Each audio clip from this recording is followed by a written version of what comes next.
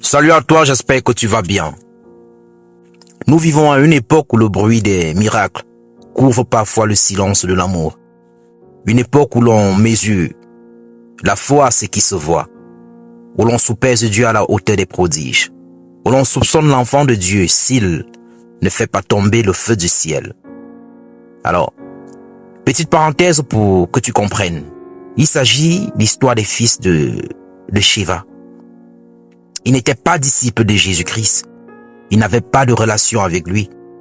Mais ils avaient vu l'apôtre Paul chasser des démons au nom de Jésus. Alors, ils se sont dit en eux-mêmes, pourquoi pas nous? Pourquoi pas nous? Alors, un jour, ils sont sortis dans les rues pour essayer de faire comme Paul. Ils sont tombés sur un homme possédé et ils ont déclaré, au nom de Jésus que Paul prêche, nous vous ordonnons de sortir. Au demande de rétorquer sur le champ. Jésus, je le connais. Paul, je sais qui c'est. Mais vous, qui êtes-vous? Résultat, aucune délivrance, seulement la confusion et l'humiliation. Je sais pas si tu as capté l'histoire. Et pourquoi cette histoire est si actuelle? Parce qu'aujourd'hui, vois-tu, beaucoup veulent utiliser le nom de Jésus-Christ sans porter le cœur de Christ. Ils cherchent la manifestation sans la transformation, la puissance sans l'intimité avec Jésus-Christ, sans être vraiment proche de lui, la scène sans la croix, récolter sans s'aimer. C'est difficile.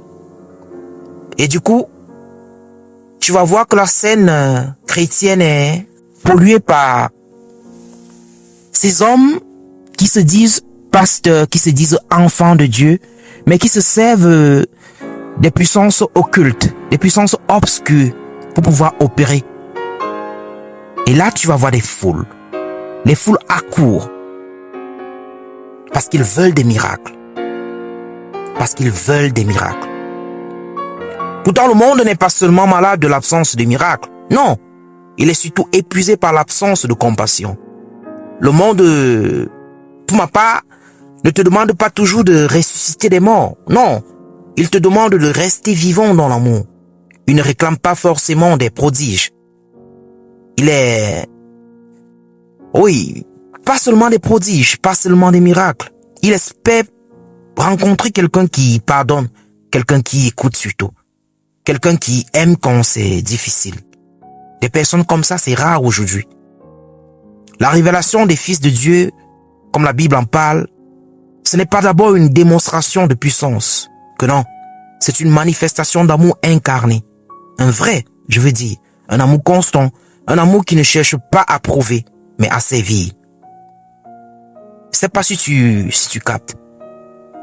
Du coup, mon message pour toi aujourd'hui, c'est d'être vrai, c'est d'être authentique, de payer le prix pour avoir l'onction, pour avoir la puissance que tu désires.